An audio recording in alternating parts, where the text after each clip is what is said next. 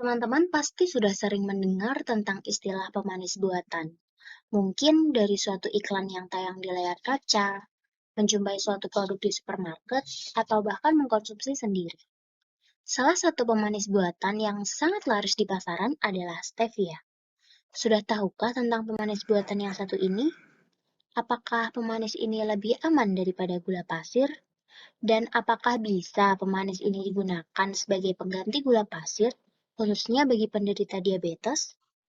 Untuk menjawab pertanyaan tersebut, mari kita simak penjelasan tentang efektivitas penggunaan pemanis buatan berjenis stevia bagi penderita diabetes mellitus. Beberapa topik yang akan kita bahas kali ini adalah pengertian diabetes mellitus, jumlah prevalensi, dan cara mengurangi kadar gula darah. Jenis pemanis buatan, pengertian dan metabolisme stevia, penggunaan stevia bagi penderita dan tikus diabetes, efek yang ditimbulkan, dan yang terakhir kesimpulan dan saran. Diabetes adalah penyakit gangguan metabolik yang menyebabkan tubuh memiliki kadar gula darah yang tinggi akibat tidak mampu memproduksi insulin yang cukup atau tidak merespon hormon insulin yang dihasilkan. Terdapat dua jenis diabetes, yakni diabetes tipe 1 dan diabetes tipe 2.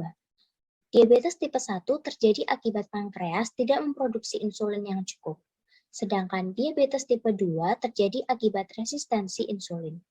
Dan ternyata, penderita diabetes mellitus beresiko mengalami kerusakan serius pada jantung, pembuluh darah, mata, ginjal, dan syaraf. Tak heran, WHO menetapkan diabetes menjadi satu dari 10 penyakit yang menyebabkan tingkat kematian yang tinggi secara global. Sampai saat ini, jumlah penderita diabetes di seluruh dunia menurut WHO sebesar 422 juta orang. Dan diperkirakan angka ini akan meningkat menjadi 552 juta pada tahun 2030. Sedangkan di Indonesia sendiri, jumlah penderita diabetes pada semua umur mencapai 1.017.290 orang. Dari banyaknya prevalensi tersebut, langkah apa yang dapat kita lakukan untuk mengurangi kadar gula darah saat diabetes? Kita dapat mengkonsumsi obat-obatan, terapi insulin, melakukan diet yang dimodifikasi khusus untuk diabetes seperti diet Mediterania dan diet DASH, kemudian tak lupa untuk menerapkan gaya hidup sehat serta olahraga, dan menggunakan pemanis buatan. Ada dua jenis pemanis buatan, yakni nutritive sweetener dan non-nutritive sweetener. Nutritive sweetener di dalamnya masih terkandung gula, sedangkan non-nutritive sweetener sedikit mengandung kalori atau tidak sama sekali. Contoh nutritive sweetener antara lain monosakarida yang terdiri dari glukosa, fruktosa, dan galaktosa. Disakarida yang terdiri dari sukrosa, laktosa, dan maltosa. Oligosakarida, polisakarida, dan polyols atau gula alkohol. Contoh produk berupa starch, maltodextrin, fructans, high fructose corn syrup, table sugar, xylitol, maltitol, dan sorbitol. Contoh dari non-nutritive sweetener antara lain aspartam, sakarin, siklamat, sukralosa, dan stevia glycoside. Salah satu brand terkenal di Indonesia yang mengolah stevia menjadi pemanis buatan yakni Tropicana Slim Stevia. Dan dalam survei Top Brands 2016, produk ini telah menguasai 85% pangsa pasar. Tapi apa sih stevia itu? Stevia adalah jenis pemanis buatan yang diekstrak dari tumbuhan Stevia rebaudiana. Tumbuhan ini mampu menghasilkan rasa manis karena memiliki zat yang bernama stevioside dan rebaudioside yang menimbulkan rasa manis. Dan hebatnya, tingkat kemanisan stevia bisa 250-300 kali lebih tinggi daripada sukrosa. Akan tetapi, menurut BPOM, stevia dilarang digunakan sebagai bahan tambahan pangan pemanis buatan dalam produk pangan olahan. Lalu, apabila kita mengkonsumsi stevia, bagaimana cara tubuh memetabolisme stevia ini? Setelah 24 jam, stevioside dan rebaudioside akan dihidrolisis menjadi steviol. Kemudian, steviol disimpan dalam tubuh selama 72 jam. Setelah 72 jam, steviol dibuang melalui urin dan feses dalam bentuk steviol glucuronide. Kemudian, apabila stevia ini digunakan pada penderita diabetes, bagaimana efeknya? Para peneliti melakukan uji coba tentang efektivitas pemanis buatan stevia bagi penderita diabetes. Ajami dan kawan-kawan pada tahun 2020 melakukan penelitian dengan subjek 34 orang pasien diabetes tipe 2.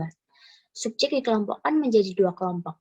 Kelompok pertama diberikan 2% ekstrak stevia yang dicampur dalam segelas teh, dan kelompok 2 mendapatkan 1 tablet pemanis buatan sukralosa. Hasil penelitian, tidak ada perbedaan yang signifikan pada kadar insulin, HbA1c, gula darah puasa, dan kadar lemak antara kelompok stevia dan non-stevia. Kemudian, pada penelitian yang dilakukan oleh Sari dan kawan-kawan pada tahun 2019, dengan subjek berupa tikus diabetes yang memiliki kadar glukosa lebih dari 250 mg per desiliter.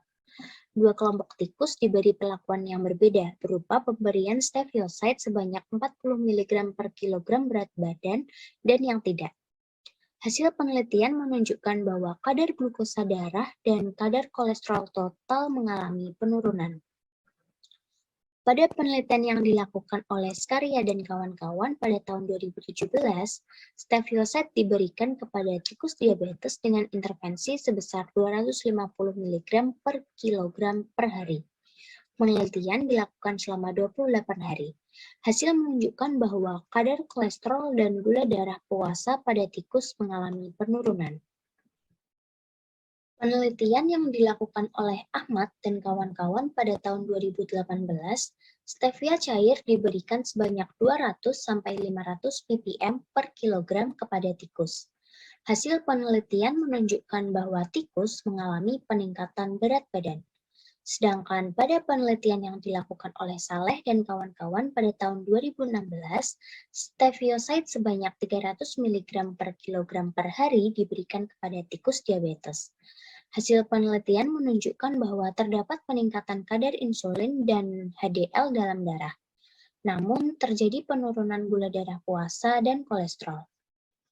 Dari penelitian tersebut, dapat disimpulkan bahwa pada tikus, stevia memberikan efektivitas pada kadar gula darah puasa, kolesterol, dan insulin. Sedangkan pada manusia, efek dari konsumsi stevia tidak berpengaruh signifikan pada kadar gula darah, insulin, dan HbA1c. Hal ini kemungkinan disebabkan karena tikus menggunakan seluruh ekstrak stevia seperti polifenol. Selain itu, penggunaan stevioside pada tikus dosisnya lebih tinggi. Jadi, untuk jangka pendek, konsumsi stevia mungkin tidak memiliki efek samping. Namun, jika dikonsumsi dalam jangka waktu yang lama, dan karena stevia rendah kalori, lantas membuat kita sembarangan dalam mengkonsumsi pemanis buatan ini, akan memicu sindrom metabolik dan potensi genotoksisitas atau rusaknya informasi genetik sehingga menyebabkan mutasi sel. Oleh karena itu, konsumsi stevia dalam batas aman, yaitu sekitar 0,1-4 mg per kilogram berat badan per hari, atau tetap menggunakan gula pasir, namun konsumsinya tidak lebih dari 50 gram per hari.